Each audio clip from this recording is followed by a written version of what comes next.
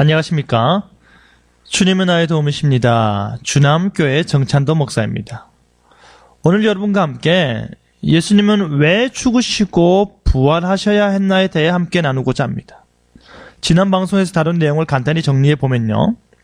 예수님께서는 율법 아래서 죄인인 우리를 구원하기 위해서 인간의 모양으로 오셨고 우리가 져야 할 모든 죄값을 대신 치르시기 위해서 참 하나님과 참 인간으로 오셨다 하였습니다. 자, 오늘은요. 참 하나님이요 참 인간이신 예수님께서 왜 죽으셔야 했고 왜 부활하셔야 했나에 대해 살펴보고자 하는데요. 여러분, 언약관계 가운데 있는 인간에게는 죄의 문제를 해결받기 위해 참으로 인간이면서도 참으로 하나님이신 중보자가 필요하였습니다. 그가 바로 메시아로 오셨는데요. 그 이름은 무엇이라 하였습니까? 예수라 하였습니다. 한마디로 말하면 구원자입니다. 여러분, 제가 예전에 학교 앞에서 전도할 때였습니다. 4학년 여자아이에게 예수님 믿어야지 라고 하니까 누구요? 예수님. 외국인을 내가 왜 믿어요? 하더라고요. 저는 그 말을 듣는 순간요 멍해졌습니다. 이 아이들에게는 예수님이 외국인으로 느껴질 수 있구나라고 처음 느꼈던 순간이었습니다. 여러분, 그 아이들에게는요 예수님이라는 이름 자체가 민수나 준호나 영희와 같은 한국 이름과 전혀 다르기 때문에 이질감을 주는구나, 그 간극을 메꾸는 작업이 정말로 중요하겠구나라고 생각했습니다. 다음 세대인 우리의 자녀들은요 아마도 이미 오래도록 예수님에 대해서 들어 익숙하니까 큰 문제가 없겠지만요, 그들이 자라면서 왜 우리가 이스라엘이라는 작은 나라의 역사를 배워야 하지? 왜 우리가 이스라엘에서 죽임당하는 사람을 나의 구원자로 믿어야 해? 라는 질문을 던지기 시작할 때 여러분은 어떻게 대답하시겠습니까? 우리는요, 그러한 아이들의 시각을 주의 깊게 보아야 할 필요가 있는 것입니다. 그렇기 때문에 우리는 그렇게 따지기 좋아하는 시기에 우리 자녀들에게 그들이 이해할 수 있는 언어와 논리로 답을 줘야 하는 것이죠. 하나님께서 세상을 창조하셨고 하나님께서 이스라엘을 택하셨고 하나님께서 약속대로 유대 혈통 가운데 왕으로 자신의 아들을 보내셨습니다. 그래서 우리가 온 세상의 창조주요 주인이신 하나님께서 우리에게 주신 구원자이니 우리가 그를 믿어야 한다 말해줘야 하는 것입니다. 그 구원을 위해서 무엇이 이루어져야 합니까? 그가 오셔야 합니다. 그가 오셔서 무엇을 행해야 합니까? 고난 받으셔야 하지요. 하나님께서 우리와 함께 계시는 분이심을 강조함과 동시에요, 우리를 위한 대속적 죽음이 성육신의 목적이라는 것이지요. 그런데 여러분, 복음서의 대부분의 내용은 어디에 집중되어 있습니까? 예수님의 마지막 일주일에 집중되어 있습니다. 그뿐 아니라요, 그 마지막 일주일 전의 내용들을 보면 예수님께서 말씀을 가르치시고 선포하시고 그리고 고치시는 그 모든 구역사역 그 모든 구원사역 가운데 하나님께 영광을 돌리심을 우리가 볼 수 있습니다. 그렇다면 죽기 전에 예수님의 인생 여정은 어떻게 평가할 수 있을까요?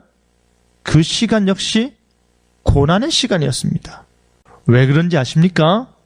먼저 예수님께서 참으로 하나님이시기 때문입니다. 여러분, 이 말이 무엇입니까? 본성적으로 질적으로 차원이 다르다는 말입니다. 그가 창조주이신데 그가 창조주임에도 불구하고 모든 만물을 만드실 능력을 소유하고 계심에도 불구하고 그 모든 능력을 제한하시고 자신이 만든 피조물들과 같이 되는 것입니다. 여러분, 그것이 고난이 아닐 수가 없는 것입니다. 인간이 벌레가 되는 것은 피조물들 사이의 변화이지요. 그런데 하나님이 인간이 되는 것은요, 창조주가 피조물이 되는 것입니다. 만약에 여러분이 모든 감각을 다 소유한 채 연약한 벌레나 구더기와 같은 존재로 산다면 여러분은 행복하시겠습니까? 고통스럽지 않을까요? 바로 그것입니다. 아니, 그것보다 더한 것이죠. 만주의 주가 종의 삶을 사는 것이죠. 아이들에게 똥통에 빠진 구더기야! 라고 하면요, 기겁을 합니다. 싫어요, 싫어요, 상상했어요 하면서 난리도 아닙니다. 심지어는 한 남자아이는요, 짓궂게 내가 구더기다, 으아! 하면서 여자아이들을 놀리기도 했는데요. 아이들은 자신들이 세상의 미물이 된다는 것 자체를 상상도 하기 싫어합니다. 바로 그보다 더한 낮아짐, 그보다 더한 겸손이 바로 참 하나님이신 예수님께서 참 인간이 되시는 것입니다. 여러분, 그뿐 아니라요, 참 하나님이시요 죄 없으신 분이 죄로 타락한 세상에 오시는 것이죠. 죄로 저주받은 사람들과 함께 지내야 하고요, 불의한 바리새인들이나 사두개인들이나 유대 지도자들로부터 무엇을 당하셨습니까? 온갖 시험과 조롱을 받으셨습니다. 그 모든 일의 절정은 뭡니까? 죄 없으신 예수님께서 무지한 죄인들에게 정죄받으시고 십자가 고난을 감당해야 했던 것입니다. 여러분, 예수님께서 받으신 십자가형은요, 로마 제국의 가장 잔인한 형벌 중 하나였습니다. 이 형벌이 왜 잔인한 줄 아십니까? 십자가형은요, 재판관으로부터의 심판 과정 중에, 그리고 처형 장소로 이동하는 중에, 그리고 십자가형이 집행되는 과정에서 온갖 조롱과 비난과 핍박을 받기 때문인데요. 거기에 그치지 않습니다. 그 벌거벗겨서 저주스러운 상태로 죽기까지 매달려 있는 것이죠. 그리고 안식일 전에는 시체를 거두기 위해서 다리뼈를 부러뜨려 버리는 것입니다. 십자가형은요, 그렇게 십자가에 오랜 시간에 매달려 있다 보면 몸이 아래로 처지게 되어서 처진 몸이 횡격막을 압박하게 되어 어떻게 되는지 아십니까? 숨을 쉬지 못해서 질식사하는 것입니다. 다시 말하면 벌거벗은 상태의 수치와 사지가 결박당하여 저항할 수 없는 공포 가운데 질식사한다라는 것입니다. 그런데요, 왜 유대인인 예수님께서 로마의 형벌인 십자가형을 받았을까요? 먼저는 유월절 기간이었기 때문에 유대인들이 자신들의 손에 피를 안 묻히려는 그들의 율법에 따른 거룩과 성결을 유지하고자 하는 것이었기 때문입니다. 사람을 죽이면서도 자신들의 손에 피를 안 묻히고자 다른 사람을 이용해서 죽이는 것입니다. 그뿐 아니라요, 신명기 21장 23절의 말씀인 나무에 달린 자는 하나님께 무엇을 받는 것입니까? 저주를 받는 것이니라 라는 말씀을 성취하는 것입니다. 죄로 인한 저주를 무지하신 예수님께서 공개적으로 감당하셨음을 드러내시는 것입니다. 그 십자가 형벌이 우리에게 구원의 메시지가 되는 것이지요. 그리고요, 장사된 지 3일 만에 예수님께서 부활하셨습니다. 그가 말씀하신 대로 자신의 육체된 성전이 허물어졌지만 또한 그 무너진 성전을 3일 만에 다시 일으키셨습니다. 무너뜨리는 것은 누가 하였습니까? 유대인들이 하였지만 일으키시는 것은 예수님께서 하신 것이죠.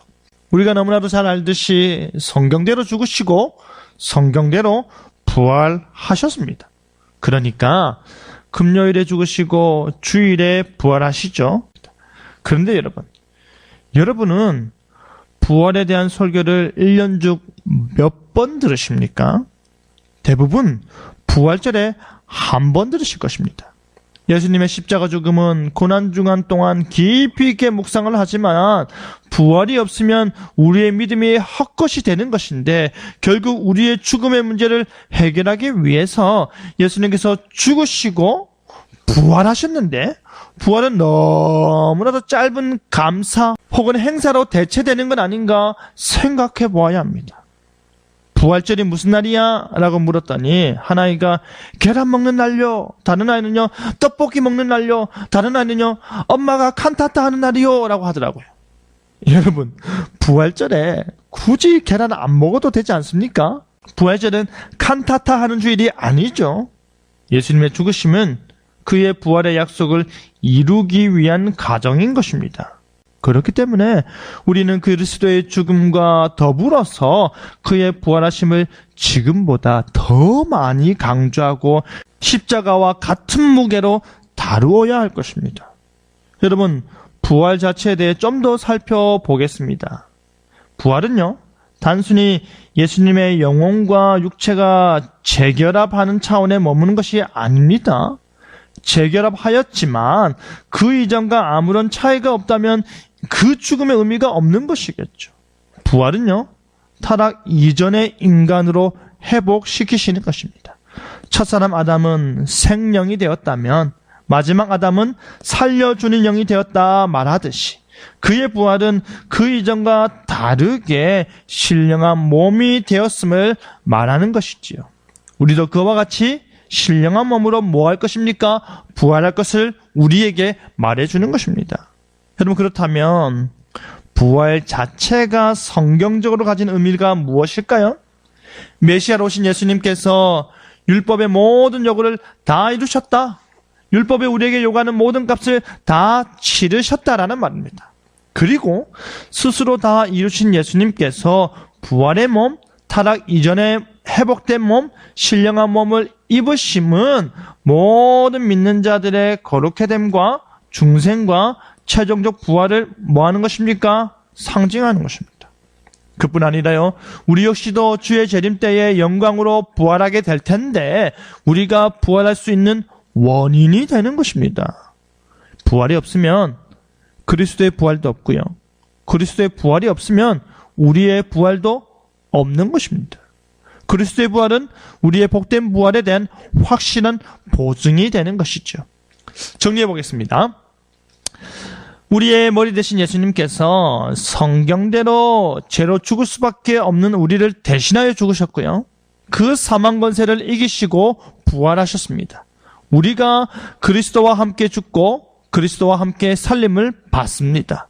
그렇기 때문에 예수님의 죽음은 나의 죽음이고 예수님의 부활은 우리의 부활이다의 신앙이 다음 세대인 우리의 자녀들에게 흔들리지 않는 믿음으로 심길 수 있도록 우리가 가르쳐야 할 것입니다. 내가 바로 십자가에서 죽으시고 부활하신 그리스도의 사람이다, 나는 그리스도인이다 외치는 우리의 다음 세대를 세우는 일에 우리가 힘써야 할 것입니다. 그 다음 세대들이 십자가와 부활의 복음을 들고 하나님 앞으로 전진하는 것을 상상하며 사시길 바랍니다. 다음 시간에는요, 예수님의 속죄하심에 대해 함께 나누도록 하겠습니다. 기도하겠습니다. 거룩하신 하나님 아버지, 우리가 그리스도와 함께 십자가에 못 박히고 그리스도와 함께 부활하였음을 고백합니다. 이제는 내가 사는 것이 아님을 깨닫게 하여 주시옵소서. 이제는 내 안에 그리스도께서 사시는 것임을 믿게 하여 주시옵소서. 그 믿음 안에서 그 사랑에 감사하는 다음 세대 되게 하여 주시옵소서. 예수님 이름으로 기도드립니다. 아멘.